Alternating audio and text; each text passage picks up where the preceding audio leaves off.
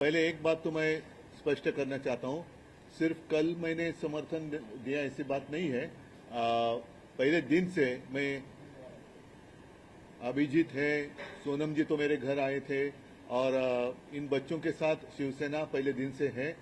कल मैं सबको मिलने के लिए आया था और संजोग की बात है या पता नहीं क्यों कैसे, लेकिन कल ही राहुल जी ने भी आंदोलन किया। अगर हम देखें तो जिस बेरहमी के साथ सरकार इनके साथ पेश आ रही है या सुलूक कर रही है, ये कोई प्रजातंत्र का लक्षण नहीं है। ये तो अब बहुत सारे लोग कहने लगे कि इनसे तो अंग्रेज अच्छे थे। ऐसी बात क्यों करने लगे लोग? तो इसका मतलब ये है कि आज जो भी सत्ता में है, शायद उनके दिमाग में हवा चली गई है और वो हवा निकालने के लिए जनता को वक्त नहीं लगता है। आपका कार्यक्रम क्या होगा? आप दिल्ली में है, राहुल गांधी से भी मिलेंगे, कांग्रेस? अभी तो आना मिलना वो तो बात अलग है। मैं आया था अभिजीत और सारे बच्चों को मिलने के लिए, वो तो मैं कल मिला हूं। अब देखेंगे आगे कैसे करना है। आपके माध्यम से अभी मैं पूरे देश के लिए बात कर रहा हूं, ऐसे समझ लो। देखो, एक सिंपल बात है कि अगर कोई भी आंदोलन करता है तो सरकार का कर्तव्य बनता है कि उनके साथ जाकर बात करे, उनके वो क्या कहना चाहते हैं। अगर उनकी कुछ गलतफहमी होगी तो गलतफहमी दूर करना सरकार का कर्तव्य होता है और इस सरकार ने वो नहीं किया। अगर पहले दिन इनके साथ बात करते तो बात यहाँ तक नहीं बढ़ती। सोनम जी आए थे, अभिजीत आया था, पहले भी आए थे, ऐसे नहीं कि कल पहला दिन था,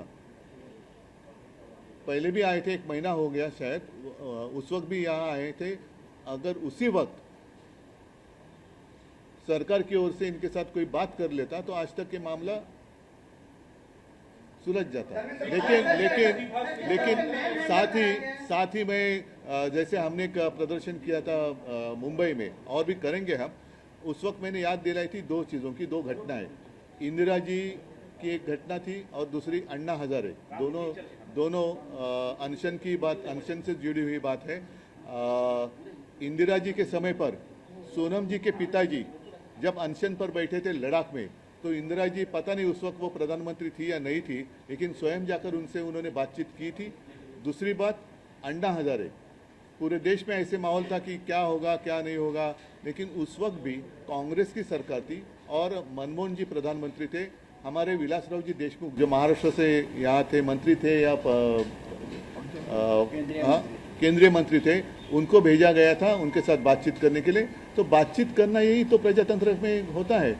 अदरवाइज आप इसको तानाशाही कह सकते हैं। अगर किसी की बात, खुद की मन की बात जबरदस्ती सबको सुनाए लेकिन जन की बात नहीं सुने, तो ये प्रजातंत्र में है। अरे सिर्फ उनको ही नहीं, कल मैंने देखा कि बहुत सारे लड़कियां, मतलब बच्ची है, 9-10 साल की है, कुछ महिलाएं हैं, जिस तरीके से उनके साथ बर्ताव किया गया, ये हिंदू संस्कृति का, मैं नहीं मानता कि ये हिंदू संस्कृति में इसको मान्यता है कि महिलाओं के साथ ऐसा व्यवहार करे। तो फिर रावण और आप में फर्क क्या है?